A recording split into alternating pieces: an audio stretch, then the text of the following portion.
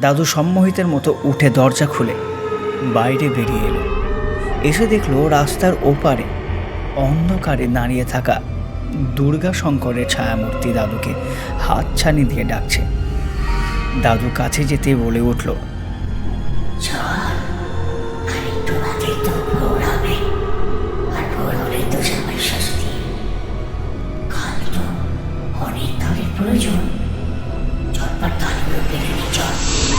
স্বাগত জানাই প্রীতির কথার নতুন এপিসোডে।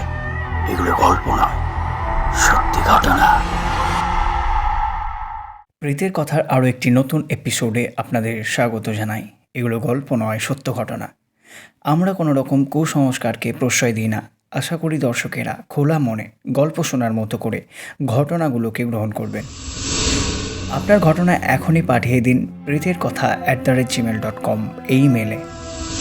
আজকের ঘটনাটা নিশিভূতকে কেন্দ্র করে। এর আগেও একটা নিশিভূতের ঘটনা শেয়ার করেছি, যেখানে নিশিভূতের বিবরণ দেওয়া আছে। তো আবারও বলি একটু নিশিভূত সম্বন্ধে। রাত্রে বাড়ির বাইরে থেকে তোমার পরিচিত কোনো ব্যক্তির গলায় তোমার নাম ধরে একবার ডাকবে। তুমি সেই ডাকে সাড়া দিয়ে বাড়ি থেকে বেরিয়ে যাবে। তারপর সে তোমাকে সঙ্গে নিয়ে যাবে। তারপর কি হবে সেটা কে জানে।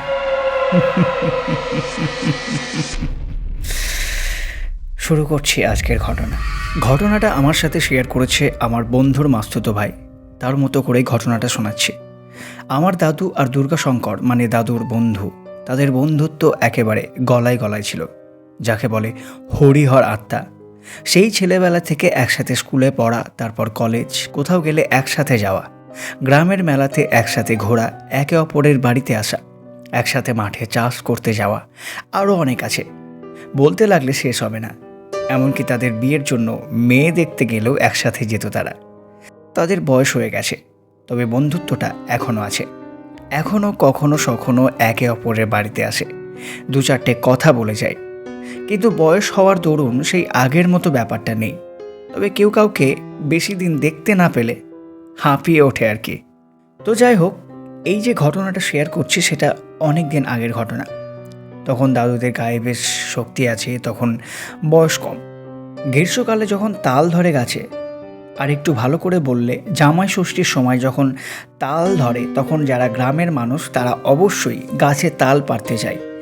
তাল খেতে বেশ ভালোই লাগে। দাদুদের অনেক তালের গাছ ছিল, এখনও আছে অবশ্য।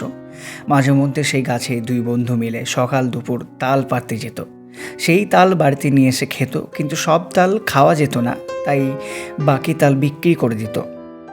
জামাই ষষ্ঠীর সময় তালের প্রয়োজন হয়, তাই প্রতিবারই জামাই ষষ্ঠীর আগের দিন দুই দাদু মিলে প্রচুর তাল পাড়ত। জামাই ষষ্ঠীর আগের দিন রাত্রে যখন দাদু ঘুমোচ্ছে, তখন অনেক রাত, কেউ কোথাও নেই।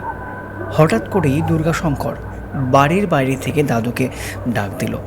দাদু সম্মোহিতের মতো উঠে দরজা খুলে বাইরে বেরিয়ে এলো। এসে দেখলো রাস্তার ওপারে অন্ধকারে দাঁড়িয়ে থাকা দুর্গাশঙ্করের ছায়ামূর্তি দাদুকে হাতছানি দিয়ে ডাকছে। দাদু কাছে যেতেই বলে উঠল, চল, আর একটু বাদেই তো ভোর হবে, আর ভোর হলে তো জামাই ষষ্ঠী। কাল তো অনেক তালের প্রয়োজন, ঝটপট তালগুলো পেরে নি, চল। এরপর দাদু সম্মোহিতের মতো দুর্গাশঙ্করের ছায়ামূর্তিকে অনুসরণ করতে থাকে। এইভাবে কথা বলতে বলতে দুইজনে মিলে তালতলার দিকে এগিয়ে চলে। একসময় তাল গাছগুলোর কাছে এসে পড়ে, তখন হঠাৎ করেই কোনো কারণবশত দাদুর সম্মোহন কেটে যায়। দাদুর সেন্স চলে আসে, তখন চারিদিকে তাকিয়ে দেখে সেখানে কেউ নেই, ফাঁকা প্রান্তর, দূর দূর শুধু অন্ধকার বিরাজ করছে। তখন দাদু ভয়ে আতঙ্কে সেখানে দাঁড়িয়ে চিৎকার করতে থাকে, কারণ দাদু দৌড়ে পালাতে পারছে না। দাদুর হাত পা যেন অবশ হয়ে আসছে। তখন দুর্গাশঙ্করকে হাতে মশাল নিয়ে আসতে দেখা যায়, আর তার সাথে গ্রামের কিছু লোকও আসে। দাদু তাকে দেখে একটু আশ্বস্ত হয়। তারপর বাড়ি গিয়ে সব ঘটনা খুলে বলে বন্ধুকে। তারপর থেকে দাদুকে রাত্রে কেউ ডাকলে চট করে বেরোয় না। তো এই ছিল আজকের ঘটনা। আশা করি ভালোই লেগেছে। ঘটনাগুলোকে শুধুমাত্র এন্টারটেনমেন্ট হিসেবে নেওয়াটাই হবে বুদ্ধিমানের কাজ, কোনো রকম যুক্তিতর্কে না যাওয়াটাই শ্রেয় বলে মনে করছি। আর হ্যাঁ, কাছে যদি এরকম রহস্যময় ঘটনা থাকে তাহলে অবশ্যই আপনার ঘটনা আমাকে মেইল করুন প্রেতের কথা @gmail.com এই ইমেলে। আজ তবে উঠি, ধন্যবাদ।